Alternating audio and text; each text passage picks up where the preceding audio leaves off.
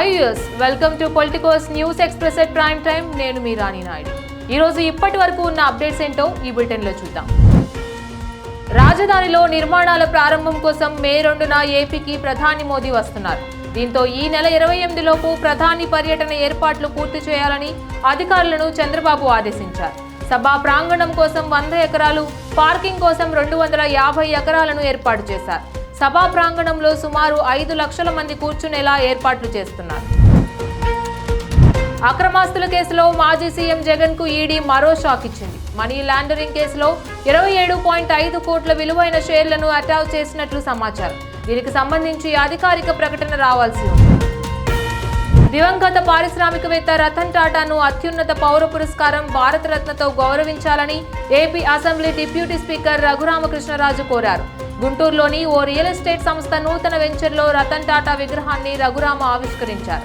ఈ సందర్భంగా ఆయన మాట్లాడుతూ రతన్ టాటా గొప్ప మానవతావాది అని కొనియాడారు. ఏపీ ప్రభుత్వం మహిళా ఉద్యోగులకు తీపి కబురు చెప్పింది. కొత్తగా నియమితులైన ప్రభుత్వ ఉద్యోగినులు ప్రసూతి సెలవులు తీసుకున్నా ప్రొబేషన్ కు ఎలాంటి ఇబ్బంది ఉండదని తెలిపింది.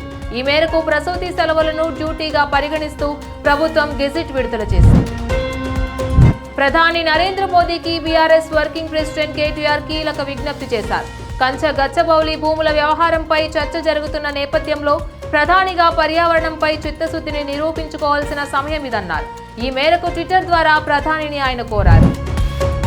టారిఫ్ల విషయంలో భారత్ అమెరికాల మధ్య వాణిజ్య ఒప్పందం కోసం చర్చలు కొనసాగుతున్న వేళ కీలక పరిణామం చోటు చేసుకుంది. అమెరికా అధ్యక్షుడు డొనాల్డ్ ట్రంప్ ప్రభుత్వంలోని డోజ్ విభాగ అధిపతి ప్రపంచ కుబేరుడు ఎలాన్ మాస్క్ తో భారత ప్రధాని నరేంద్ర మోదీ ఫోన్లో చర్చలు జరిపారు. ఈ విషయాన్ని మోదీ ట్విట్టర్ వేదికగా వెల్లడించారు. భారతీయ సంస్కృతి వారసత్వానికి చరిత్రాత్మక గుర్తింపు లభించింది. భగవద్గీతతో పాటు భరతముని రచించిన నాట్య శాస్త్రానికి యునెస్కో మెమరీ ఆఫ్ వరల్డ్ రిజిస్టర్లో చోటు లభించింది. ఈ విషయాన్ని కేంద్ర సాంస్కృతిక పర్యాటక శాఖ మంత్రి గజేంద్ర సింగ్ షెకావత్ ట్విట్టర్ వేదికగా వెల్లడించారు.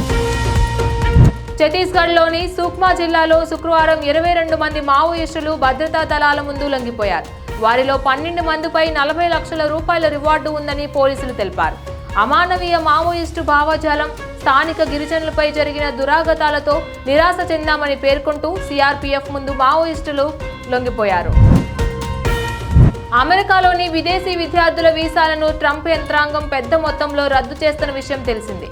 ఈ విషయంపై కాంగ్రెస్ పార్టీ ఆందోళన వ్యక్తం చేసింది. అమెరికా ప్రభుత్వం రద్దు చేసిన వీసాల్లో 50% భారతీయ విద్యార్థులమేనని ఆ పార్టీ సీనియర్ నేత జైరాం రమేష్ పేర్కొన్నారు.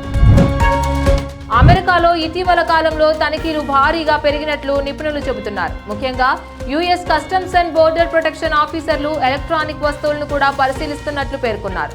ఫోన్, ల్యాప్టాప్ అన్నీ చెక్ చేస్తున్నారు.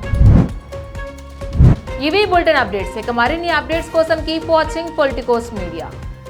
Please subscribe to the channel and download the Politicos app from the links in the description.